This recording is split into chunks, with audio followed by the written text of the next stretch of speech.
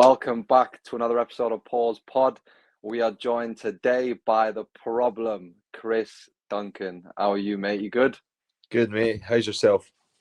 I'm all right, man. Grafting away as I can imagine you are. How are things Yes. since the big contract? You're now officially a UFC fighter. That sounds pretty good, like. I know, um, I know. yeah, good, mate. Good, good. Obviously, Contender Series doesn't pay heaps of money. They pay enough, but so I've just been back at work.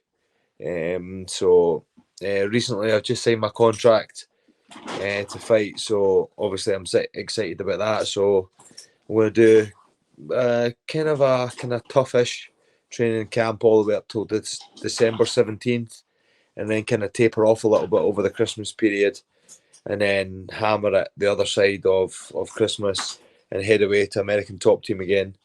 Oh, So do that and yeah, get a good couple of weeks out there. how sick was it to go out there last time? Because you were training with Gamrot, weren't you? Yeah, When I you was were out training there with last time? everybody, man. I was training Yeah. with. I didn't specifically train with Gamrot himself, but I trained with Dustin. I trained with Jorge Masvidal, and those guys are just normal dudes. Just didn't have an ego. Didn't didn't. It was just like training with a normal guy. Like you just turn up to a new gym and then just like it's just a guy. So like Jorge was giving me some tips on some wrestling and stuff like that against the fence. And then Dustin was just a good guy, and we just had a couple of good roles together. It was decent. How far away do you think the British scene is to get into a point where you can have like a big gym, like an American Top Team, where it's just full of contenders? Because I feel like although British MMA has never been as good as it is right now, I still feel like in terms of the leaps of where stuff has to go for gyms and stuff, and having like a wide range of contenders throughout every single weight division, I think we're still quite a way off. Yeah, we're miles away from them. Like I've trained all over the world. I've trained in Thailand. I've trained the UK. I've trained down in Liverpool with you guys. I've obviously trained in Scotland, and all the top gyms all have their guys that are decent. But like for instance, like they'll have like myself, or they'll have Paul Craig, or all these different guys have all been like their own little person. They've all got to where they want to be through their dedication and hard work. And over in America, all those guys are like they're in the same program and they're doing all the same things, but there's like, for instance, there's not just 3 or 4 of them. There's 30, 40, 50 of them all on the same mat at different weight categories. It's just like it's incredible. So like when I go over there, I don't need to like, for instance, I'm fighting a grappler or I'm fighting a striker. Previously in the past, I've had to like, right, where am I going to train? Where am I going to go? And whereas if I just turn up there, I just know there's going to be a striker or a grappler that's going to emulate somebody that I'm going to be fighting. So I'll just go over there and enjoy the process. And when you go over there, it's not just like training camp for that camp. It's like going to university and learning and like up in skill. Yeah, because I can imagine, like you said, there will be places in the UK that you can go and train, but it's like, okay, you can go up to Liverpool for a training session or a couple of days, or then you go up to Birmingham. It's a bit more spread out. Whereas, like you said, at places like Top Team, you've literally got all under this, all under one roof type of thing. You Yeah, mentioned Paul Craig as well. When I spoke to him, he said that the Scottish MMA scene was kind of very much like everyone's kind of in their own clique. No one really mixes around a lot. Do you think it's kind of like a detriment to the training and trying to like grow as a nation and try and obviously produce better talent? yeah, I think so. Yeah, like I'm a little gym whore. I've been all over the world, and I train at all the gyms in the UK and in Scotland. So like I'll just at the end of the day, man, like a lot of people get caught up in this fucking politics and what's right and what's wrong and where you should be and blah blah blah, right? I feel like each fight in the MMA can be completely different from one opponent to the other, right? Say fucking like I've got a fight. He's 5 foot nothing. He's a grappler. He's built like a brick shit house. The tactics involved around him would be different if I was fighting a 6 foot striker. And I feel like each teams in each different training camps would be able to um, like give you their niche into helping you as the fighter. At the end of the day, it's you going in there. It's not the gym. Like not all the gyms can like do that. And I feel a lot of people get caught up in like, oh, we're here for the gym and blah blah blah. And not really, mate. Like you're here to like win and provide for your family and make sure everything's right in that sense. Like I totally get it. Like being in your own gym is very important. You need to give back and you need to make sure you're training with the right people and like I thought I found a place with all you guys through it, John Gillies, and then everybody left, and I was like, oh for fuck's sake! So it was just a bit of a shame that all happened, but um, That was a like great time. yeah, it was fucking brilliant. One of the best times of my life. One of the best training camps I've ever had. It was unbelievable. But like I say, now that I'm thinking about it, like there's going to be a time that I'm going to have to maybe go to another gym just to get some specialist training. It's not just the low leagues now. It's not like I'm just fighting in a minors club or in a sports complex. It's like I'm flying to Vegas or I'm You're in fucking the big leagues, baby. yeah. It's a daunting and scary thing. Like just like obviously off camera we're talking about my contender series. Like without being a bit of a dick and about being like too much of a fucking big head, but the first guy I was meant to fight for the contract, and before he pulled out on the day, like that guy was a walk in the park for me. That guy had absolutely nothing for me. That guy, I don't know how he had the record he did. But he's fighting bums, and I was never underestimating him because you've seen how hard I trained when I was down there. Like if I got that guy, I would have been in the UFC, and I would have been what that 3 fights ago. So like Well, I would have been cash money. Whereas the guy I just fought there, Charlie Campbell, and actually the previous guy as well. Like those guys are legitimate. Like they're good opponents. So it's and like, I'd say you had three different style opponents as well for all three that you were matched up with. yeah, I had one guy, kickboxing taekwondo fucking guy that probably didn't know how to grapple. Second guy didn't know how to grapple that much, but had over 100 fucking K1 fights. I should have probably wrestled him a bit more, but in hindsight, really, like, would I have got my contract if like I'd grappled him to death? Probably not, and then I would never been in the situation that I am just now, where I got my shot again. Um, and Sean Shelby and Dana White know me personally now. What I put Everything in, happens for a reason. Timing is everything, mate. Timing is yeah, literally mate. everything. You need to get Um, the stars all aligned. for sure. So if we just jump back, so let's talk back to how you first got your shot on the contenders. What was the initial feeling? Like, how did you get the call? When did you know that you were going to get a shot? So it was in COVID. I was signed to Bellator previously, and just throughout COVID, they had not put on any shows in the UK for it would have been 9 months, and I was in touch with my manager back and forth, and um, they were like, "Oh, we'll get you a fight. We'll get you a fight. Just bide your time. Bide your time." So I waited and waited and waited and waited, and then I said to him, "I was like, that's it. Like no hard feelings or that, but like I want out my contract because they're actually supposed to offer me so many fights, and I want out." And me being a bit like getting a bit frustrated, I said to him like, "Can you ask that for me?" And they said, yeah, we'll grant him a release. So they granted me a release, and then so whatever Jude found out there was going to be the contender series. So they thought obviously they would lose me because they thought what was going to happen. I was going to get me in my contract. I was going to fight in a local show, and then I was going to come back, which wasn't the case. So there was a bit of a fallout from my ex manager. Um, Not a fallout. Like I was never took it personally, but there's a couple of back and forth things that went on, and then I just decided to part ways with them, and we parted peacefully.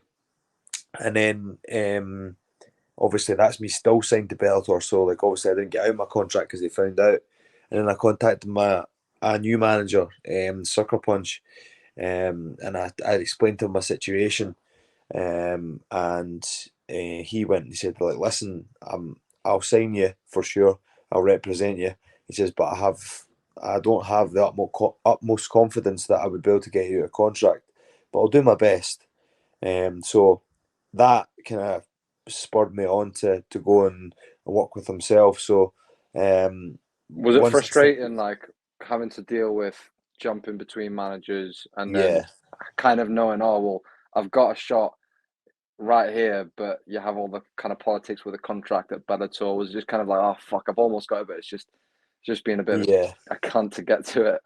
Yeah, so my manager, my new recent manager, I think, without reading between the lines too much, is probably a little bit more friendly in regards to Bellator than my other manager would have been. So I think this was a favour that he asked, and I think I know for sure the favour the favour that he asked was, listen, this guy's got a baby on the way. He needs to make some money.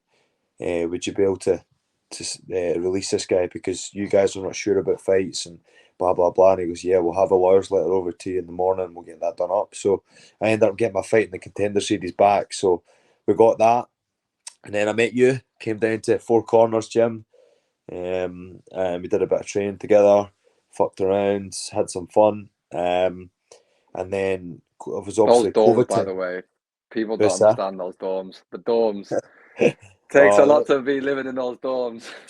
that's character building, I tell you. But some really good times, to be fair. But in COVID as well, so it was quite a difficult time. My girlfriend was pregnant, so that was, in fact, yeah, no, let me think. My girlfriend had her baby at this point, so um, I was down there and I was training Monday to Friday, and then going home at the weekend to see my family. So I did that for 10 to 12 weeks, and then it was time to fly to Vegas. And without fucking trying to make excuses, that's what I don't want to get at here. Is um, there was a lot of like outer extremities. There was a lot of things going on out with MMA that were bothering me. One was COVID. Two was leaving my family at home when I knew it was really difficult and tough for my girlfriend to deal with. Especially when my wee one began to not get well at the very end there. Nothing serious at all, but just playing up, no sleeping at night, stuff like that. So there was a lot of stress in the family. And then when I went to get on the flight to go to, well, there was a stress with obviously getting my visa. That was a bit of a pain in the arse.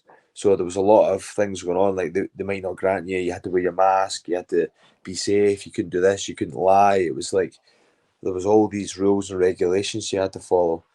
Fuck. Um, So it's it's crazy that how many people don't understand how lonely MMA and combat sports actually is. Like you said, you're literally, you know, building up to the biggest fight of your career. Like you said, you've got the stress of not only becoming a father for the first time, but then the emotions of, oh, that's another person in the family that I've got to help out financially. And yeah, fighting is mental that you literally base the entire income for your entire family from punching and kicking the living shit out of people.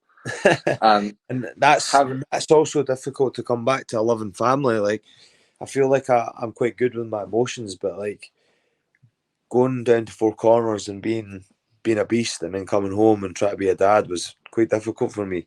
Like I used to be able to switch it off, but like in relationships, but see, trying to be a dad, it's a little bit more difficult. It's a little bit like switching like your anger and switching your temperament for a child is different for like switching it to like just your partner. It's like you can talk to your partner about that, which like for instance if your daughter's crying on the floor, you can't explain to her, listen, dad's on a diet, he doesn't feel very good, like that's easy to explain to your girlfriend, but not anything else. But Yeah, especially like yeah, for training, I can imagine it's a bit easier to have that switch on and off. But like when you're zoned in for a fight, that's a yeah, completely different mindset because the further you get along, the more the stress builds up and the more, the all the anxiety comes in, everything just kind of just gets like this.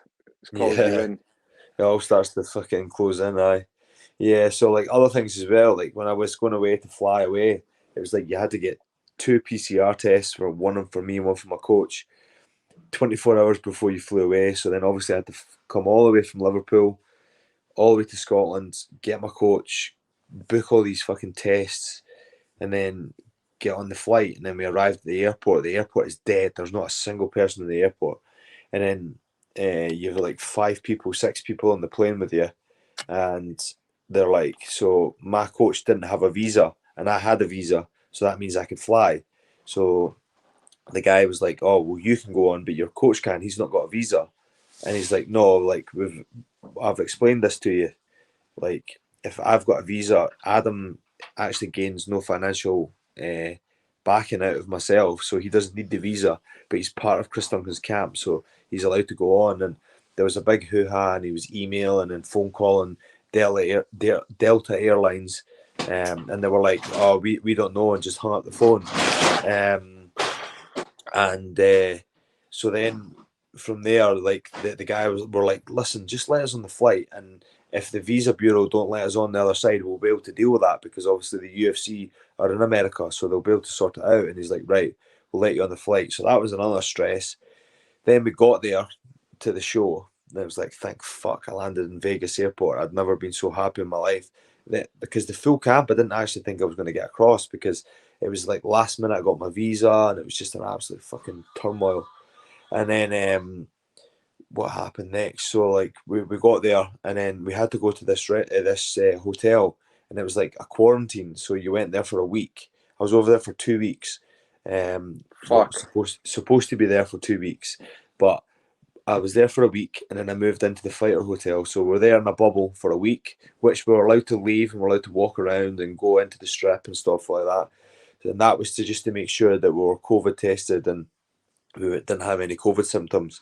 Then once we went into the fighter hotel, that was us in quarantine. We couldn't leave the hotel from there. So that was like being in jail. It was like you're in the hotel. Obviously, there was food delivered and stuff like that to your property, but It's not the same though, is it? nah, is it fuck? Especially when you're on a diet, you're eating eggs and salmon. It's just fucking, it's not handy. And like just getting up and going out to a gym and being able to stretch your legs and stuff like that, it's just like, it's just a far better feeling. So, so yeah, that happened. Made weight, fucking one of the best weight cuts I've ever had. Probably my second best weight cut. No, maybe it would probably be my first. My last one was probably my best. And then so Yeah. So what happens? So you've weighed in, and I'm assuming, do you get a phone call to say that this guy's pulled out, or? no. So what happened was I weighed in and I went through the back, and he hadn't arrived yet. So I waited, and I was allowed to rehydrate. And then I heard Manuel Gatsa come to the scale, and obviously I weighed in at 156, and then all I heard was Manuel Gatsa 162, and I was like, "Oops, you fat bastard." So turned out there was supposedly weight cut problems. He had a stomach issue. So I said to Sean Shelby. Sean Shelby came through a bit peakish and a bit fucking like, what the fuck's going on? And like, who misses weight and the fucking biggest opportunity of your life? So I said to him, I was like, listen, Sean, whatever happens, like, I'll fight this guy, whether he's 160, 162. He's like, right, that's fine. He's accepted the fight, and you'll get 20% of his purse. So I'm like, fucking dancer, here we go. I didn't even think about it, mate. Like, I honestly didn't care. I was like, I was away, refueled. I had my nutritionist with me, which was fantastic. He was making me food, and it was great. You kind of had all the hard part that was all over it. Like Yeah, it was like a release. It was like I was done. I was like, fucking brilliant.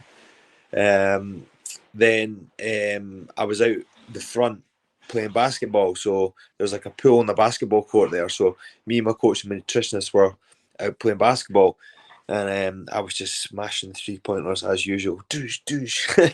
And then I seen my opponent walk past, and his posture was like a way off. Like he looked like he was all hunched over. He was like he was hiding. I was like, said to my coach, I was like, if he comes like that to me tomorrow, he's fucking dead. He's going to be in the hospital. And then we had a laugh about it. And then we went back up to the room, and then I had a missed call from my manager, and he's like, did you hear? And I was like, no. And he's like, your opponent's pulled out. And I was like, what? He's like, they're going to try and get you somebody else, but I don't think they will. And I was like, fuck. And then, like, How much was I how much did that bring you down? Because I can mate, I imagine was crying my eyes out. I was crying my yeah, eyes out. It's fucking like a baby. It's like the biggest mate. Fucking anybody that's involved in MMA has dreamed of being in the UFC, and at this point, like, fuck, like this is just guy just ripped everything away from me. So I'd already refueled. So this was on the Monday I made weight. This is on the Monday night. They'd phoned me, and he goes, right, Chris, he says, I'll phone you back in half an hour. So he phoned me back in half an hour. And he's like, Chris, we can't get you anybody for tomorrow because obviously the commission won't allow anybody to weigh in at this time, blah, blah, blah, for the show tomorrow. So, like, we're never getting you a shot tomorrow. And then he goes, but he says, we might be able to get you a fight on Friday because there's a UFC event. So, it was at the Apex, wasn't it? It was a fight night at the yeah, Apex. yeah. So he's like, let's go for that. So I said, okay, no problem. So immediately I just put all this sodium, all this shit back into my body.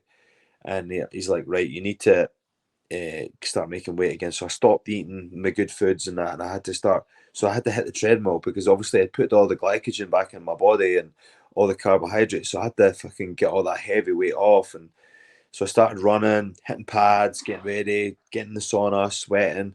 And to be fair, the UFC did help me out a lot. So they took me out of that hotel at that point, and put me in the other one so I could have free run of the All the Vegas. facilities. Yeah, like to go to the Yeah. Apex and stuff like that. And then from there, I got to Friday, and I'd been, so I had to, yeah, so no, that they let me out for 2 days to go to the PI, and then it was Thursday and Friday I had to stay in quarantine because obviously I need to be COVID safe before I fought, so I had to go back into there, and then I And found at out this my point as manager. well, sorry to interrupt you, but at this point as well, you still don't 100% know that you're going to get a fight. No, You're just kind of making weight in the hope that you'll get someone to fight. yeah. So like on the Tuesday I was meant to fight, so we ended up. Sorry, I missed this part. On the Tuesday I was meant to fight, so I went to the show, and Dana White walked past me, and I called him over, and there's obviously that picture, the big picture I shared, and I was talking to Dana White, and he was shaking my hand. I said to him, I was like, listen, mate, I was meant to be fighting tonight, and the guy pulled out with a stomach issue. Like, this is your biggest opportunity in your life, and this guy's just chucked it away. And I was like, if it was me, I had the stomach issue, I still would have fought because there was always a chance that I could have won. And he was talking to me, and I was like, listen, I know Jim Miller's meant to be fighting um, on Saturday. I don't mind fighting him at a catch weight if that's possible. But Sean Shelby had said that that wouldn't be possible because he's had like 50 plus fights, and I've only had 7 at this point. And he said the commission just will not allow that. But obviously, I put my name forward. I was like, listen, I'll fight Jim Miller. Like, don't worry about it. Like, I'll fight him. And I think he liked that attitude.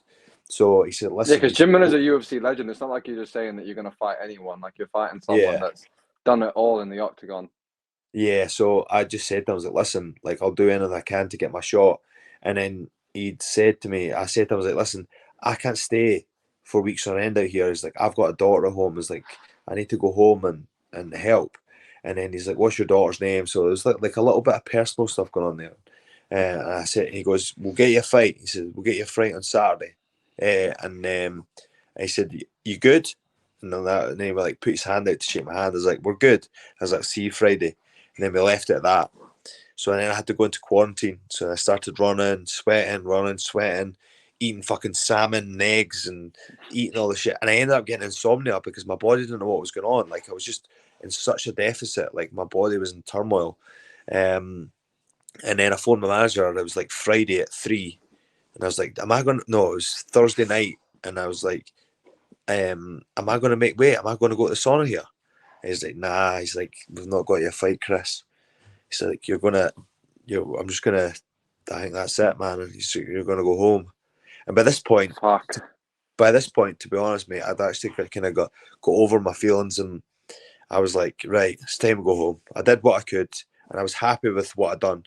So I was right down to the weight I needed to be to start cutting. I did everything I possibly could, and I've always got it in the back of my mind, like if you do everything you possibly can do, like things that are out with your control, which is not nothing you can deal with. So he says, I'll phone you in the morning and we'll get your flights booked and we'll get you home, see your family. I was like, right, okay. So I went to fucking In-N-Out Burger, didn't I? I started smashing the Reese's, fucking ice cream, hot dogs, fucking you name it.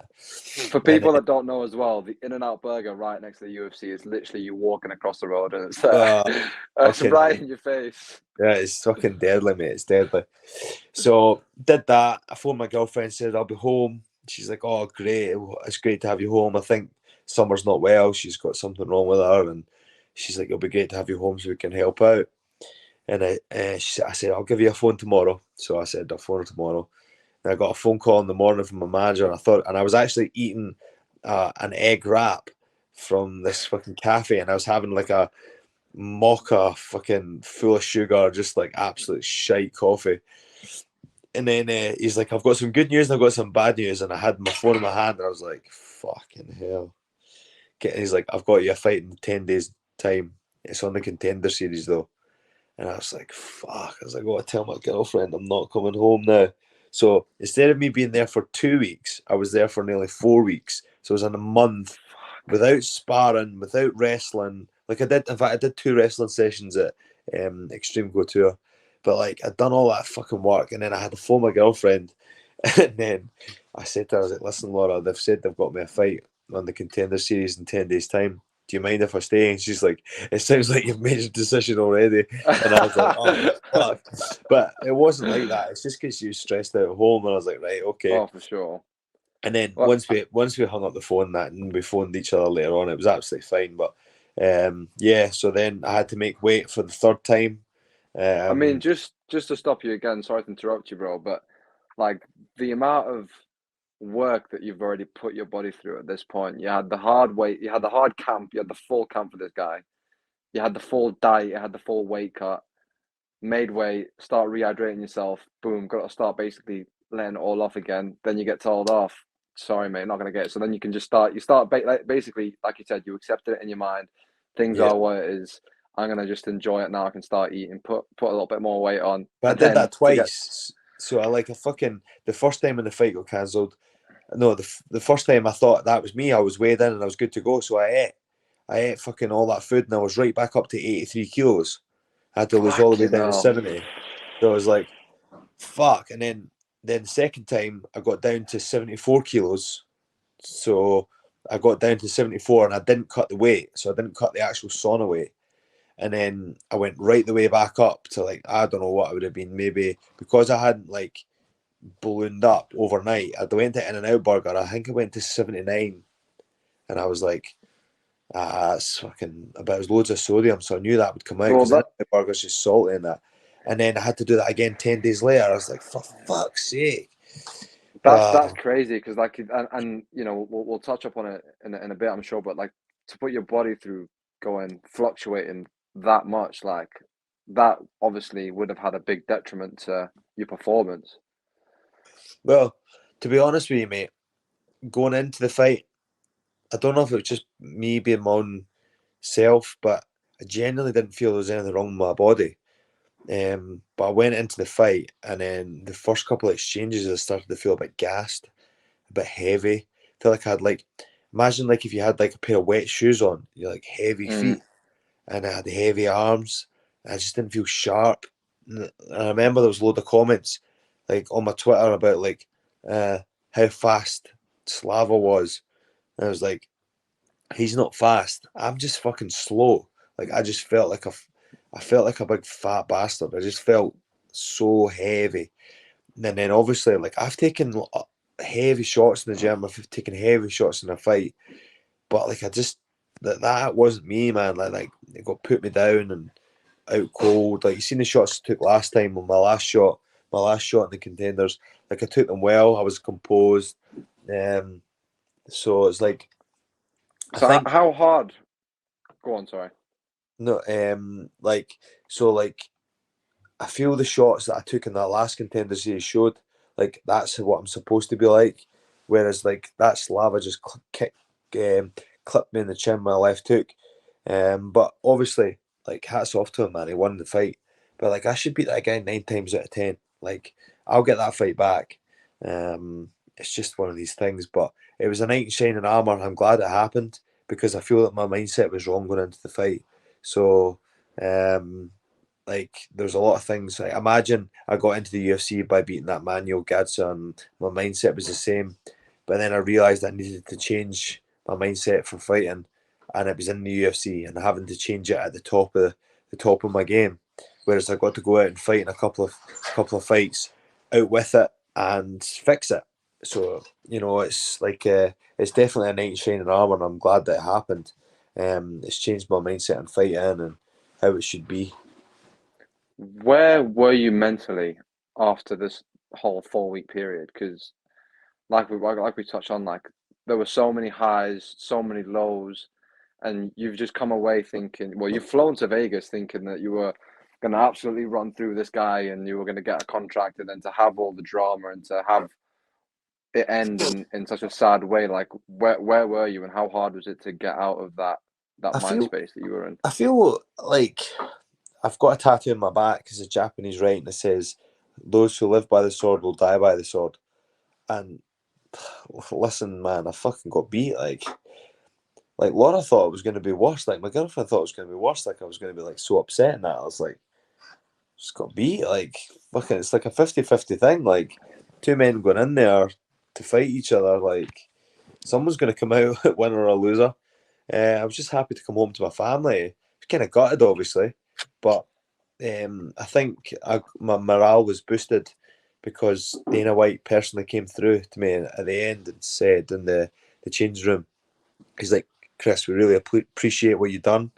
We know you want to be here from the obviously the actions that you've done. You put yourself through two vigorous weight cuts, and he's like, you put on a performance like that after the weight cuts as well. And he's like, well, go get yourself a win, and we'll have you back." And see those words, just I remember. Obviously, I was a bit dazed from out the back from being knocked out and a bit like all over the place, but I I remember staring Dana White in the face and him saying that to me. And I remember Sean Shelby coming up and putting his hand on my shoulder when I was seated down, and he's like, "Listen, we'll have you back." He's like, "Go get yourself a win." So that's what I done, and that has been my motivation. Like, fuck, I lost. Like, who gives a fuck? To be honest, like, really, it was shit. Do you know what would suck in a loss is like if you did an 8 or 9 week training camp, you go out and you get submitted in like the first 30 seconds or something. Oh That yeah. is, I think that would be my worst nightmare. Like, oh my god, man! Like it's so like the fucking when you're dry and you hadn't even warmed up. Like I got Oh, fucking no chance knocked to out. get going. Like Yeah. somebody switched my fucking lights off. Like that's fine. I had a black eye. I had something to show for it. Whereas somebody submits you, like with a guillotine, you like go home and you're like not even injured. It's like fucking hell. But yeah, fucking. But like I say, the fucking best thing that ever happened to me, man. So the words from Dana White, go get a win. It's exactly what you did. You had a little regional fight, fought well, fought your heart out, and then how soon after that win did the communication start again to be like, okay, we're going to get you back on? So my manager being my manager, I sent him the video of the fight, and he's like, "Leave that with me, leave that with me." He sounded super excited when I spoke to him on the phone, and he made like a highlight reel of me punching fuck at this Brazilian guy, and he's like, "I sent that to Sean right now," so he emailed it to him and tagged me in it. It was fucking hilarious, and then like 2 days later, he was like, "Okay, you've got your shot in Contender Series, 2nd of August." And I was like, whoa, that was quick. So that obviously shows that they want me back. Um, so And I did was you like, at this point as well? Were you just there was just nothing that was going to stop you this time as well? Like I said, you what was it specifically that you think you had to work on from your mindset from that first Gasha fight to then obviously fighting um for your third, well, your second always going shot, sorry, on the forward, contenders. always going forward. Like I was like the type of guy that was going into fight and like I can't even explain it. Like kill, kill, kill mode. Like there's absolutely no fucking like Justin Gaethje style coming forward. But Justin Gaethje is a little bit more calculated than even I was. I think. Like I was almost reckless. Like just coming forward, taking shots, unnecessary shots. And when you start getting to the highest level, like you just can't do that. So I had to. I had to like the reason why boxing is called the sweet science is because there's a science to it. It's not just fighting. So I did a little bit of research on how to build my mindset and just had to think about things. And there's still room to be worked on. Like my last fight, I came out and threw two heavy leg kicks. I threw an uppercut. He threw a cross and clipped me. And then I went. He threw a calf kick. Sorry, clipped me, and I rushed in and he hit me with a right hand. So I was fucking trying to kill him after he hit me, and I was like, I should have took the calf kick and then kind of shook it off and moved around. But like, I'm just so amped up to fight. I just want to get into it. So there's always room for improvement in my eyes. So yeah, kind of. So we talked about timing, and you probably fought on the best card in Dana White's Contender Series history. I Yeah, mean, and what a contrast as well, because the week before was the worst week in the series history. I yeah, think Dana White did he come to the back and speak to the guys? That was like the rumor yeah. that was going around. Yeah, so like he took us through and we were all warming up. We'll say we're in our warm up rooms, and this woman came there. She's like, Dana White wants to speak to you, and I was like, me. She's like, no, everybody. I was like, oh, like fuck, like shit the bed. So we all went through, and he gave us a spiel. It was like fucking, I don't even know. It was just this fucking, and like, have you ever trying to think, have you ever like nearly fainted and like you have like pins and needles in your face, or like, Uh, no, but I can just about remember what it's like just as you're yeah, going unconscious. yeah, like fucking like I had pins like after he was talking, I was getting myself that amped up. I don't know if it's just the blood rushing through my body, but I had like pins and needles across the top of my nose and along my cheek lines. And I was like, oh yeah, fuck on. He's like, this is the fucking best combat sports promotion you'll ever be on, blah, blah, blah. And then he's like, go out there and earn it and all that sort of shit. And then like he didn't even say bye, he just like walked out and I was like, oh my god, that was fucking class. So I just started I started clapping and we were like, yes, yes. Then everybody started joining in and I was like, fucking hell. Proper And Scottish cunt. mate, I can imagine that would have raised hairs, like a speech from Dana White being passionate, almost kind of like the Ultimate Fighter in the first early days was like, "Do you want to be a fighter?" Almost that type of speech. And Yeah, yeah, yeah. That's it. we That's what it was.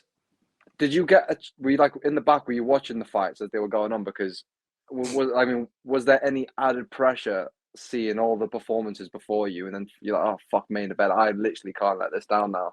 Nah, I was never like that. I was never like No, that. And I was just going to go out and fight the fight and just do what I had to do. And my coach just said to me, "Is like, if the going gets tough, he says, like, if you're in a war here, he's like, don't let this cunt take it away from you." And I remember being on the cage, like after he rocked me, I remember fucking grabbing onto his single leg. I was like, "Oh no, this can't be happening again." I was like, "Shit!"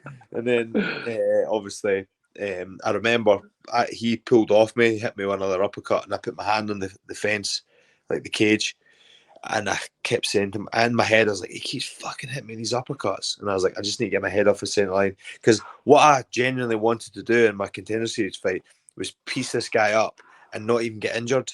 Like I just wanted to absolutely outskill him. So when he hit me in the eye, he actually punched me. He didn't poke me in the eye. So like obviously, I thought he'd poke me in the eye. That's what I said it after. But he'd actually punched me in the eye, and he'd actually damaged my eye a little bit, which I had to get a little bit of work done on and stuff like that to try and clear up the scratches and stuff. But I was like wiping my eye, and he could see I was fucking like wiping my eye major, and he just rushed me.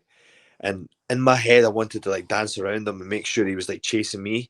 And then I was like, I can't do that anymore. And I was just like, fuck it. And I just sat down on a 1-2. But in my head, I was like, make sure your head's off the centre line because he was fucking hitting me with those uppercuts. And do you know what? They weren't actually the worst shots. The worst shot was when he kneed me in the stomach. I about fucking shit my pants. It was fucking so bad. and mate, you literally got arguably, in my opinion at least. I mean, I might be a bit biased, 'cause I know you, but I think the best knockout in Contender Series history. I mean, seeing the reaction of Dana White as well. Obviously, you wouldn't have got to see it in real time, but seeing the Yeah. head of the biggest sports organization in the world, he is the man. Seeing like your knockout get a reaction like that, and obviously all the other matchmakers, but more specifically Dana White's reaction, he jumps off his chair like, He nearly what's fell off that? his seat and everything. Yeah, what's that feeling like? Because that's something special. Yeah, for sure, for sure. And then I just went up to him and I just leant over the cage. I was like, that's what happens when you get one weight cut. And I was like, "You're gonna sign me now? You're gonna sign me now?" He's like, "Yeah." He's like, he showed me the pen, and then he goes, "Do you know what I was saying to these two guys? Obviously, the two matchmakers beside me. He's like, I was saying I would hate to be the main event after that first fight there with that was the Shannon, the guy from Australia, and the Brazilian guy. Yeah. He's like, I would hate to be this main event coming out after that fight. These guys have got a lot to prove." And he said, "You proved me wrong." And I was like, "Fucking right, I did. This hand's a cannon." And then that was it. And I just knew, by that point, I was like, I don't care if I don't get my contract. Like, that was a fucking sweet knockout. I was like, I'm going home. Fuck this. Mate, and that went viral, had millions of views. That was literally like as good how good that card was. That was the clip that was played most on social Yeah, media the day after. It was your moment. And yeah. I think it was how like how was 4 million views on Twitter. It was fucking unbelievable. and how much of like that moment, how much has that helped you going forward as well? Has it helped you grow new, get more fans, have a build a bigger base? I can't even speak. Build a better fan base, because it seems like that was kind of your moment to shine and kind of be like, okay, I'm Chris Duncan. This is where I am now. Yeah, yeah. Obviously, my social media followings just went fucking through the roof. Um, like I gained like 4,000 Twitter followers. I gained like 8,000 Instagram followers. It's been fucking insane.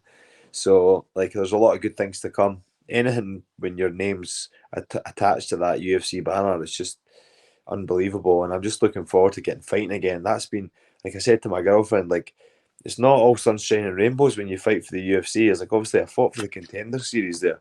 Like I'm still in the same position I was before I had my first fight. Like I'm still working and still doing all the shit. And everybody's like, "Well, you don't get paid for the UFC." I was like, "No, I do, but It's I not get as that paid to easy. fight." They thought I got a wage. Oh yeah, and contender series, like you said. I mean, I know how much Justin got paid last time, and you Yeah. don't get a lot. You don't get a No, lot.